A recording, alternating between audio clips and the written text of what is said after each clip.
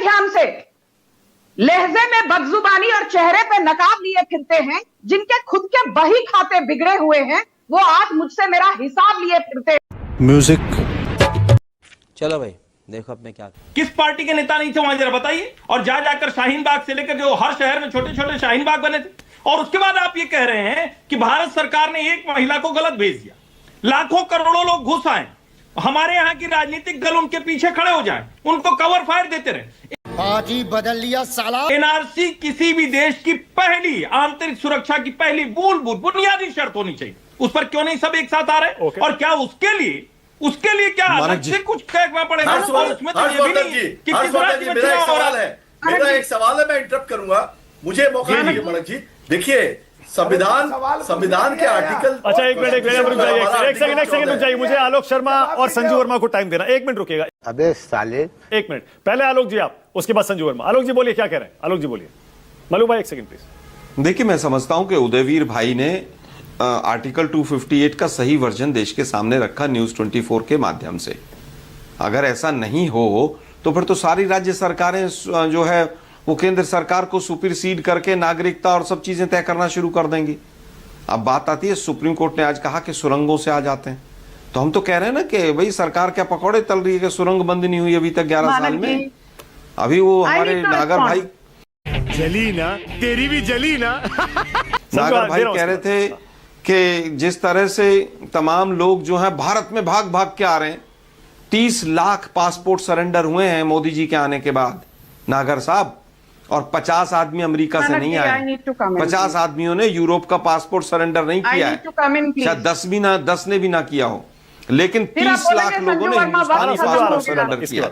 तो इस तरह के आप आंकड़े जब देते हैं ना नागर भाई, आप बड़े भाई हैं हमारे, आप सांसद भी रहे हैं शायद, तो मुझे लगता है कि सोच समझ के देना चाहिए। 2018 में क्यों कानून लाना पड़ा कि राज्यों को देना पड़ेगा?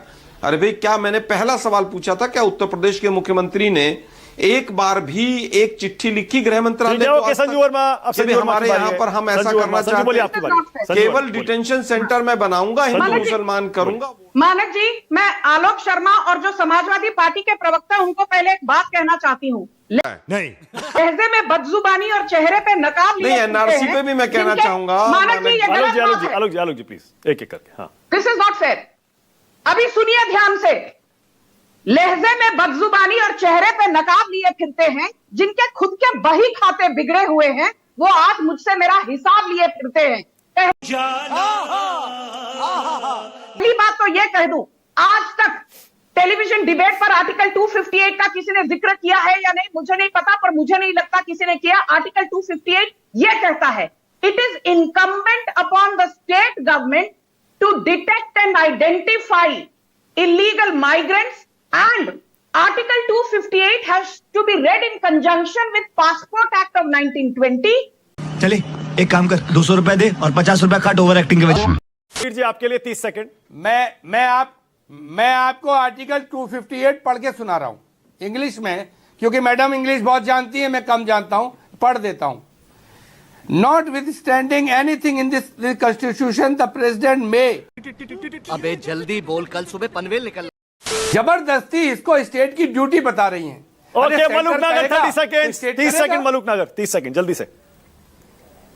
ये 3 बार लगातार देश में हारे और देश के मुख्य सभी प्रदेशों में हारे, क्योंकि ये आपस में लड़ते रहते हैं। सो कॉल्ड इंडिया गठबंधन, सबसे बड़ी पार्टी कांग्रेस, वहां कंफ्यूजन है, और आम लोगों में मैसेज है कि इन्हें पकौड़े बहुत याद आ रहे हैं, लड्डू जलेबी बनाते हैं चुनाव में, कि जब ये सो कॉल्ड इंडिया गठबंधन को ही नहीं संभाल सकते, अभी बदत है भाई, अभी बदत है, पार्टियों को ही नहीं संभाल सकते साथियों को, तो ये देश और प्रदेश को क्या संभालेंगे? इसलिए इनकी ये हालत है जो आज ये है। ऑल राइट, इसी नोट पे खत्म कर रहा हूं। बहुत बहुत धन्यवाद इस दिलचस्प बहस के लिए। जनता को आप मूर्ख समझना बंद कर दीजिए। मजा आया।